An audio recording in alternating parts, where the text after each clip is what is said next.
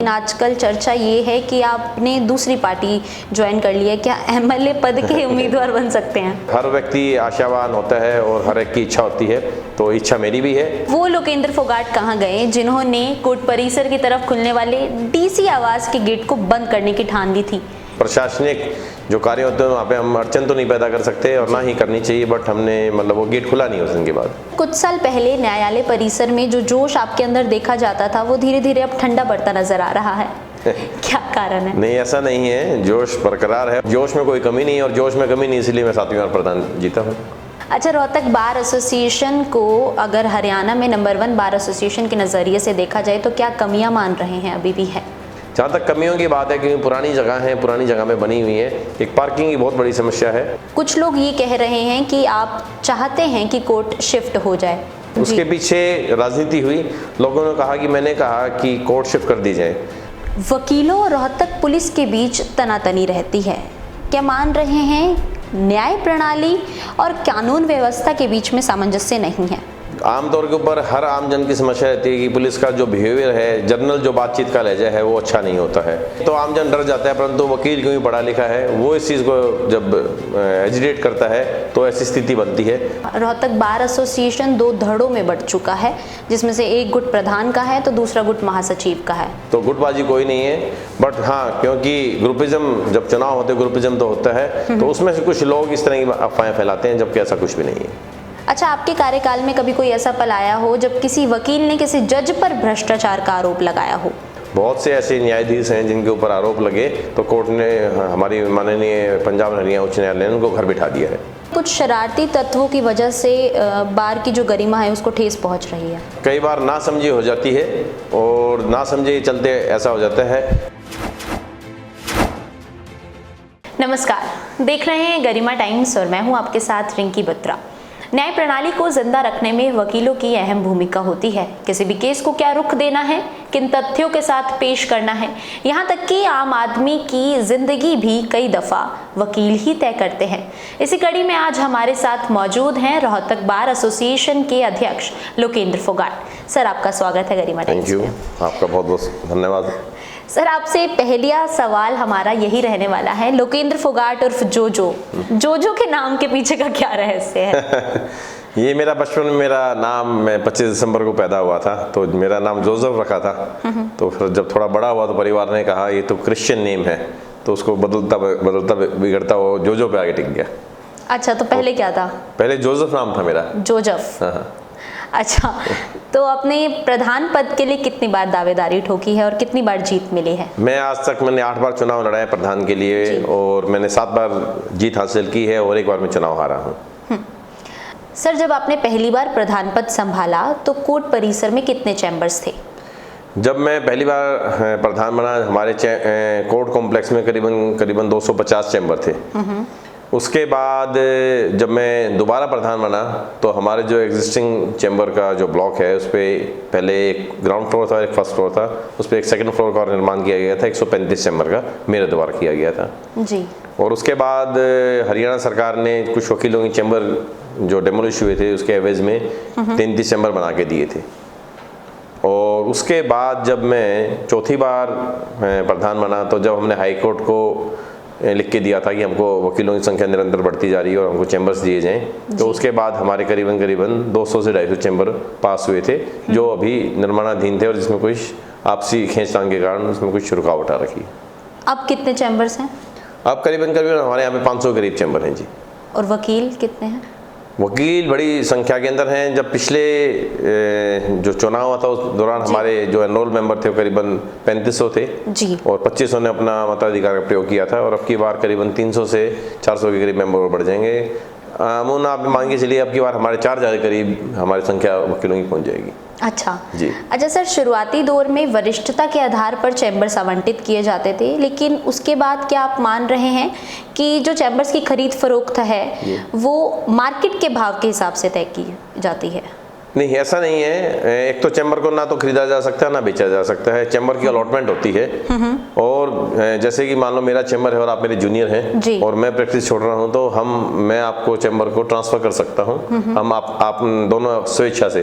चैम्बरों में किसी प्रकार की खरीद फोक नहीं होती, पैसे का लेन देन ना तो अलाउड है ना होता है। अच्छा, तो इसमें क्या नेम प्लेट चेंज हो सकती है? नहीं, उसमें ट्रांसफ़र हो जाते हैं, हमारा मतलब दोनों ही सहमति से ट्रांसफ़र होता है चैम्बर हमारा। मतलब खरीदा और बेचा नहीं जाता? खरीदा बेचना हम चैम्बर को कोई ना खरीद सकता ना बेच सकता है, सरकार की ज़मीन है और सरकार ने हमको हमारे व्यवसाय करने के लिए हमको अपना प्रोफेशन यूज़ के लिए दे रखी है। अगर कोई करता है ऐसा, कोई आता है आपको इस तरह का कुछ नहीं, म्यूचुअल है, जितना भी है सभी म्यूचुअल होते हैं। सर, कुछ साल पहले न्यायालय परिसर में जो जोश आपके अंदर देखा जाता था वो धीरे धीरे अब ठंडा पड़ता नजर आ रहा है, क्या कारण है? नहीं, ऐसा नहीं है, जोश बरकरार है और मैं तो आपका धन्यवादी हूँ। पिछले फरवरी के अंदर जो क्रेन वाला मामला हुआ था, बड़ा सुर्खियों में आप लोगों ने डाला, हमारे वकील साथियों ने सहयोग दिया और उसी के बदौलत तो ठेका रद्द भी हुआ। तो सुर्खियों में आप लोगों ने डाला तो इसीलिए हम कामयाब हुए और जोश में कोई कमी नहीं, और जोश में कमी नहीं इसलिए मैं 7वीं बार प्रधान जीता हूँ। जी सर, आपने क्रेन विवाद की बात की है, उस समय काफ़ी सुर्खियां भी बटोरी थी, आपने भी बटोरी थी, तो क्या मान रहे हैं उनसे ज़्यादा आपकी दबंगई हावी थी? नहीं, मैंने अपने वकील साथियों के लिए और एक आम जन के लिए लड़ाई लड़ी थी और इसमें मेरे को पूरे शहर का सहयोग मिला था। इसके लिए सभी शहरवासी और वकील साथी धन्यवाद के पात्र है। अच्छा, आपने कहा कि कोई जोश ठंडा नहीं पड़ा है? कोई जोश ठंडा नहीं है, उम्र जरूर बढ़ गई है परंतु जोश बरकरार है। अच्छा, वो लोकेंद्र फोगाट कहाँ गए जिन्होंने कोर्ट परिसर की तरफ खुलने वाले डीसी आवास के गेट को बंद करने की ठान ली थी? क्या समय के साथ वो जोश कम होता नजर आ रहा है?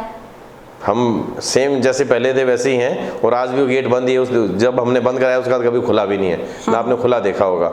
अब हम किसी प्रशासनिक जो कार्य होते हैं वहाँ पे हम अड़चन तो नहीं पैदा कर सकते और ना ही करनी चाहिए, बट हमने मतलब वो गेट खुला नहीं उस दिन के बाद। अच्छा, उस दिन नहीं खुला, कभी भी नहीं खुला जी। प्रतिवादी पक्ष का ये कहना है कि कई दफा अवैतनिक पद के लिए आप दावेदारी ठोकते हैं जिनमें से जो कई करोड़ों रुपए भी लगा देते हैं, वकीलों की वोट के लिए वकीलों की फीस तक भर देते हैं, इस बात में कितनी सच्चाई है? ऐसा कुछ भी नहीं है, सभी वकील साथी अपने जो हमारा सदस्यता शुल्क है वो खुद जमा कराते हैं और ये मनगढ़ंत बातें हैं। ये जो हमारे प्रतिद्वंदी हैं उनके पास और कुछ तो है नहीं कहने के लिए, उनके ऊपर यही आरोप लगाएंगे वो। ये पूरी तरह से निराधार है बिल्कुल। अच्छा, रोहतक बार एसोसिएशन को अगर हरियाणा में नंबर 1 बार एसोसिएशन के नज़रिए से देखा जाए तो क्या कमियां मान रहे हैं अभी भी है? देखिए, रोहतक हरियाणा का सबसे पुराने जिलों में से एक है जी, और हमारी जो जिला बार का जो स्थापना ही है वो 1889 में हुई है। करीबन आप ये मान के चलिए हमारी बार एसोसिएशन 135 साल पुरानी है बार है और बड़े नामी ग्रामी लोग इसके अंदर आए हैं और बहुत बड़ी बड़ी हस्तियां यहाँ से गई हैं। और चौधरी लहरी सिंह हमारे यहाँ से पूर्व मंत्री थे जो हमारे बार के सदस्य भी रहे, प्रधान भी रहे हैं जी। पूर्व मुख्यमंत्री हमारे चौधरी भूपेंद्र सिंह हुड्डा हमारे बार के सदस्य रहे हैं। सर्वराज कौशल जी हमारे जो पूर्व गवर्नर हैं वो हमारे बार के मेंबर रहे हैं और अनेकों विधायक, अनेकों सांसद, वर्तमान के विधायक हमारी बार के सदस्य रहे हैं। बड़ी गरिमापूर्ण हमारी जिला बार एसोसिएशन है और हरियाणा की तो नो डाउट हम नंबर 1 बार एसोसिएशन है और मजबूत बार एसोसिएशन है और वो उसके मजबूती के पीछे कारण है हमारे सभी वकील साथियों का सहयोग।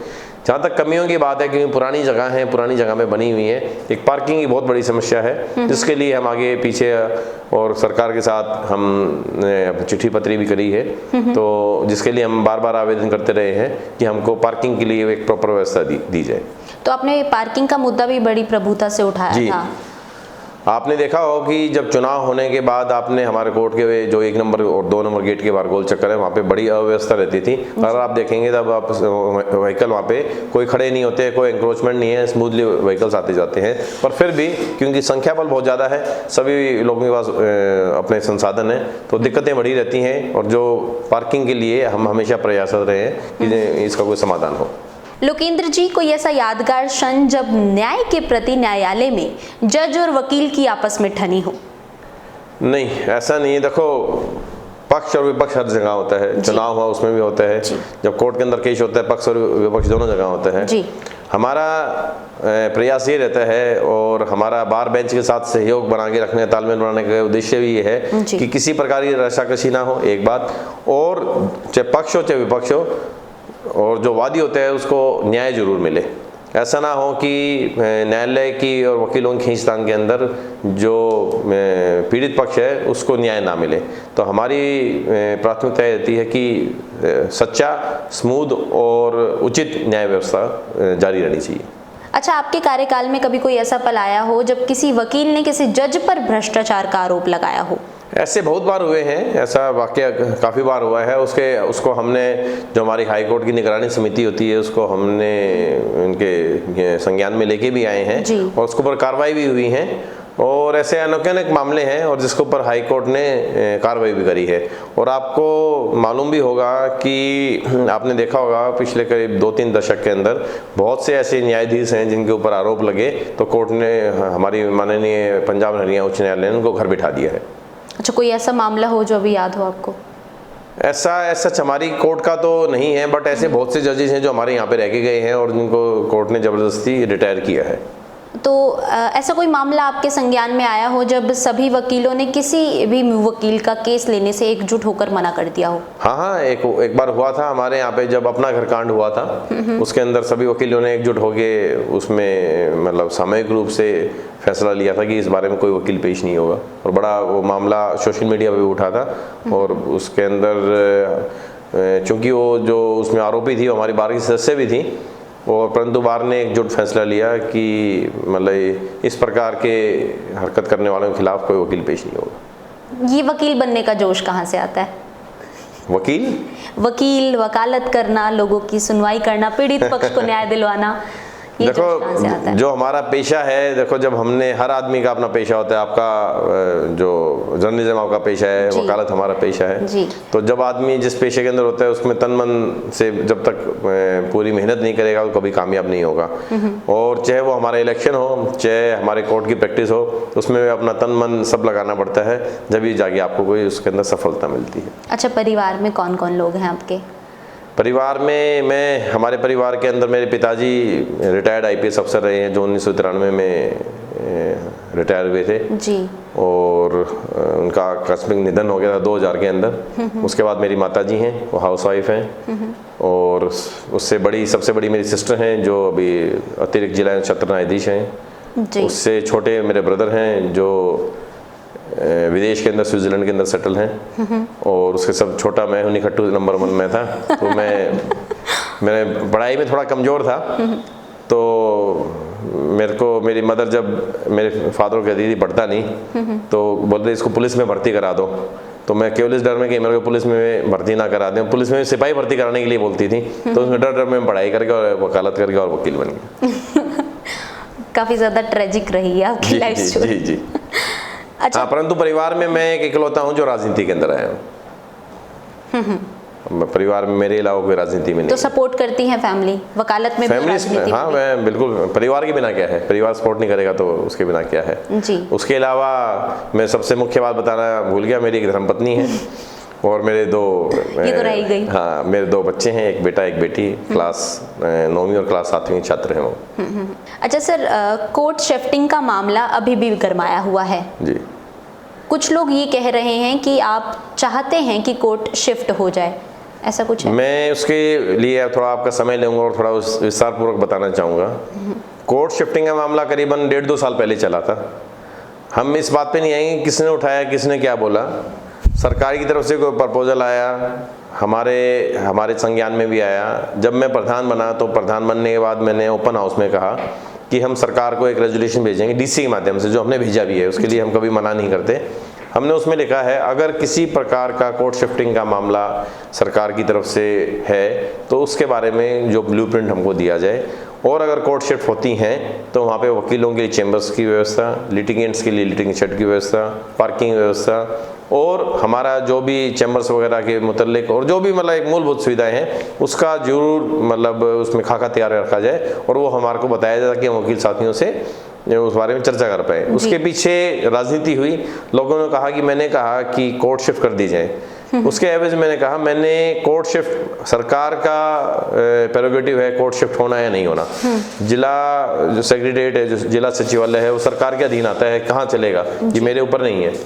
मेरा केवल पर्पज़ ये था कि कल को कहीं जिला सचिवालय और कोर्ट शिफ्ट हो जाए और वकीलों को समुचित व्यवस्था ना मिले और उसके लिए परेशान होना पड़े, तो इसके लिए मैंने सरकार की निवेदन किया था कि आप हमको एक ब्लूप्रिंट दिया जाए कि हमारे यहाँ पे 500 करीब चैम्बर हैं, अगर आप कोर्ट शिफ्ट करते हैं तो वहाँ पे हमको चैम्बर बना के देंगे या नहीं देंगे, और वो हम अपने वकील साथ में चर्चा करें। बेवजह कुछ लोगों ने इसके ऊपर तूल दिया, हमने उससे भी ऊपर उठते हुए हमने दोबारा अपने हाउस की मीटिंग की और उसमें हमने एक कमेटी बनाई। चौधरी भगत सिंह मलिक हैं, पूर्व प्रधान हमारे, उनको हमने अध्यक्ष बनाया और हमने दोबारा डिप्टी कमिश्नर के माध्यम से सरकार को ज्ञापन भेजा कि पूर्व में किसी भी प्रकार का अगर जिला बार एसोसिएशन की तरफ से कोई भी आपको जो हमने पत्र दिया है वो निरस्त समझा जाए और वकीलों की इसमें एक मत राय है कि यहाँ से कोर्ट शिफ्ट नहीं होनी चाहिए। और फिर भी अगर कोई उसमें कार्रवाई होती है तो उसके हमको सबसे पहले हमारे वकील साथियों के उसको संज्ञान में लाया जाए ताकि उनसे चर्चा करके आगे विचार कर पाएँ। और अभी रिसेंटली पता चला है सरकार ने के पास फिलहाल कोर्ट शिफ्ट करने का कोई प्रपोजल नहीं है। सीएम मनोहर लाल ने भी असेंबली में विधानसभा के अंदर हमारे रोहतक के विधायक माननीय बहादुर सिंह बत्रा जी हैं, उन्होंने सवाल किया था जिसके जवाब में उन्होंने कहा नो, कोई कोर्ट शिफ्ट का नहीं है। कोर्ट परिसर में वकीलों की सुरक्षा को लेकर सवाल उठते रहते हैं। बाबा रामपाल के समय भी कुछ उपद्रवी कोर्ट में घुस आए थे। जिला न्यायालय की सुरक्षा व्यवस्था की जहाँ तक सवाल है कि जो हमारी जो कोर्ट कॉम्प्लेक्स है वो हिस्सों में बना हुआ है और एक उसमें हिस्सों में बनने का सबसे बड़ा नुकसान ये है कि एक प्रॉपर उसके अंदर पार्किंग व्यवस्था ना होने के कारण और प्रॉपर स्पेस ना होने के कारण हमेशा सुरक्षा का खामियाजा हमको भुगतना पड़ता है। पिछले 8-10 साल के अंदर 2-4 बार यहाँ पे गोलियां चलने की वारदात भी हुई हैं। कुछ जो सो-कॉल्ड अपने आपको जो अनुयायी जो आते थे हमारे बार के अंदर उपद्रवी जिन्होंने बार के अंदर थोड़ा उपद्रव भी मचाया था और वकीलों ने फिर उनको सबक भी सिखाया था। तो उन सबको लेके प्रशासन सजग तो रहता है, परंतु क्योंकि बड़ा कंजस्टेड एरिया है और बड़ी छोटी जगह है तो हमेशा सवालिया निशान सुरक्षा पे बना ही रहता है। इसके लिए हम बार बार हाईकोर्ट को भी और जिला प्रशासन को लिखते रहे हैं और अभी तक कोई समुचित व्यवस्था तो नहीं हुई है, पर फिर भी हमने अपने एंड के ऊपर जिला न्यायालय के अंदर करीबन 20 से 25 कैमरे स्थापित कर रखे हैं जिससे कि हमको काफ़ी सहूलियत हुई है। अक्सर वकील वर्क सस्पेंड यानी कार्य बहिष्कार पर चले जाते हैं, क्या इस दौरान मुवक्किल प्रभावित होते हैं? देखो, वकील के पास अपना एजुकेशन करने का एक हथियार है वर्क सस्पेंड जी। हम वर्क सस्पेंड करते हैं, परंतु आम जन को उसमें दिक्कत ना आए उसके लिए हम प्रॉक्सी काउंसिल की व्यवस्था करते हैं और जो अर्जेंट केस होते हैं उनकी सुनवाई भी की जाती है और उसके लिए हम ड्यूटी काउंसिल जो होता है वो उनकी पैरवी भी करता है। हमारा प्रयास रहता है कि हमें स्ट्राइक के कारण किसी आम जन को कोई नुकसान ना हो, परंतु साथ ही साथ हमारा ये भी प्रयास रहता है स्ट्राइक के जरिए हम सरकार तक अपनी बात पहुँचा पाएँ और ताकि जो हमारी समस्या है उनका समाधान हो पाए। वकीलों और रोहतक पुलिस के बीच तनातनी रहती है, क्या मान रहे हैं न्याय प्रणाली और कानून व्यवस्था के बीच में सामंजस्य नहीं है?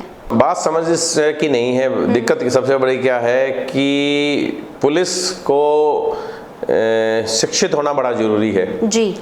आमतौर के ऊपर हर आम जन की समस्या रहती है कि पुलिस का जो बिहेवियर है, जनरल जो बातचीत का लहजा है वो अच्छा नहीं होता है। आमजन में तो आमजन डर जाता है, परंतु वकील क्योंकि पढ़ा लिखा है वो इस चीज़ को जब एजिटेट करता है तो ऐसी स्थिति बनती है। परंतु हमारा प्रयास रहता है और हावी है कि कभी भी इस तरह की समस्या है तो उसका समाधान जल्दी होना चाहिए, क्योंकि पुलिस प्रशासन न्यायालय वकील सभी एक ही वाहन के पहिए हैं और उनको सुचारू रूप से चलना बहुत जरूरी है जी। अच्छा सर, ये बात सामने आई है कई दफ़ा, रोहतक बार एसोसिएशन 2 धड़ों में बंट चुका है जिसमें से एक गुट प्रधान का है तो दूसरा गुट महासचिव का है। इस बात से कितना इत्तेफाक? नहीं, ऐसा कुछ नहीं है। सभी वकील समझदार हैं, यहाँ पे गुटबाजी नहीं है जी। और गुटबाजी हो तो हमारे आपने देखा होगा हमारे जिला बार एसोसिएशन में इतने विकास कार्य होते रहते हैं, हमारे इतने सांस्कृतिक कार्यक्रम होते हैं, 15-26 जनवरी का बड़े सफल आयोजन होते हैं जी। तो गुटबाजी कोई नहीं है, बट हाँ क्योंकि ग्रुपिज्म जब चुनाव होते हैं ग्रुपिज्म तो होता है तो उसमें से कुछ लोग इस तरह की अफवाहें फैलाते हैं जबकि ऐसा कुछ भी नहीं है। महिला वकीलों की कोर्ट में क्या स्थिति है? हमारे करीबन 500 महिला अधिवक्ता हैं और जिनमें से 200 महिला अधिवक्ता ऐसी हैं जो डेली प्रैक्टिस के अंदर आती हैं और कुछ नए बच्चे हैं जो अपने जुडिशरी तैयारी कर रहे हैं, LLM वगैरह कर रहे हैं। और हमारे बड़ा ही अच्छा माहौल है महिलाओं के लिए। और आज से नहीं, हमारे 1980 में हमारे बार के अंदर मात्र 2 या 3 महिला अधिवक्ता थी जो बढ़ के 500 हो गई हैं और जो रोज आने वाली वकील साथी हैं हमारे वो करीबन 200 के उनकी संख्या है। उनके लिए कोई सेपरेट कॉमन रूम? हाँ बिल्कुल, उनके लिए एक हमने अभी दोबारा उनके लिए एक कॉमन रूम है उसका थोड़ा विस्तार भी किया है जी। और उसमें जो भी मूलभूत कमियां थी उनको हमने सुधारा भी है।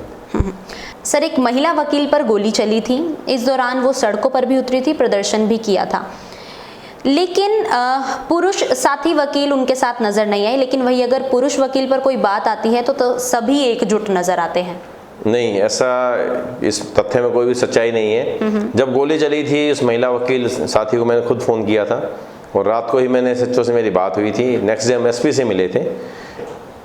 अगेन मैं बताता हूँ, गुटबाजी के चक्कर में चलता है सब कुछ हुआ। जहाँ पे भी उस महिला अधिवक्ता को जरूरत पड़ी हम साथ खड़े रहे और हमारी पूरी बार एसोसिएशन के अधिवक्ता उसके साथ थे। हमने वर्क सस्पेंड भी किया था और उसके बाद हमने जो आरोपी था उसको जल्द से जल्द गिरफ्तारी करने का प्रशासन दबाव भी बनाया था और जो कामयाब हुआ और उसके बाद वो जो आरोपी है उस लाखों के पीछे। अच्छा, मान रहे कुछ शरारती तत्वों की वजह से बार की जो गरिमा है उसको ठेस पहुंच रही है। देखिए, इतना बड़ा परिवार है, हमारे 4000 के करीब वकील हैं, तो मैं शरारती तो नहीं कहूँगा, कई बार ना समझी हो जाती है और ना समझे चलते ऐसा हो जाता है। हमारे जो जिला बार एसोसिएशन को शरारती तत्व कोई भी नहीं है। अच्छा, कई बार वकीलों की आपस में नहीं बनती, कई बार आपस में विवाद होते हैं जो सार्वजनिक तौर पर सामने आते हैं, तो ये सार्वजनिक लड़ाई करना क्या आवश्यक है?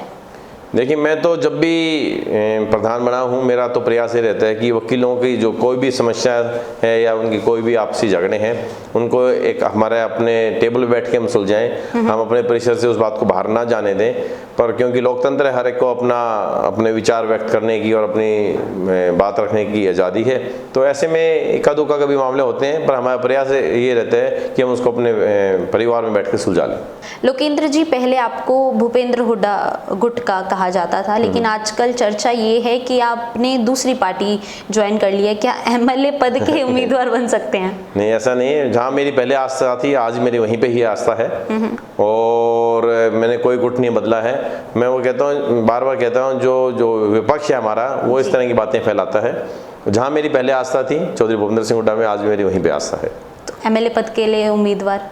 देखो, हर व्यक्ति आशावान होता है और हर एक की इच्छा होती है, तो इच्छा मेरी भी है। बाकी जिस तरह से मेरी किस्मत में जो लिखा होगा जरूर मिलेगा, तो प्रयास जरूर रहते हैं, बाकी ऊपर वाले की मर्जी है। जो किस्मत में होगा वही मिलेगा। ये थे हमारे साथ लोकेंद्र फोगाट उर्फ जोजो। नमस्कार।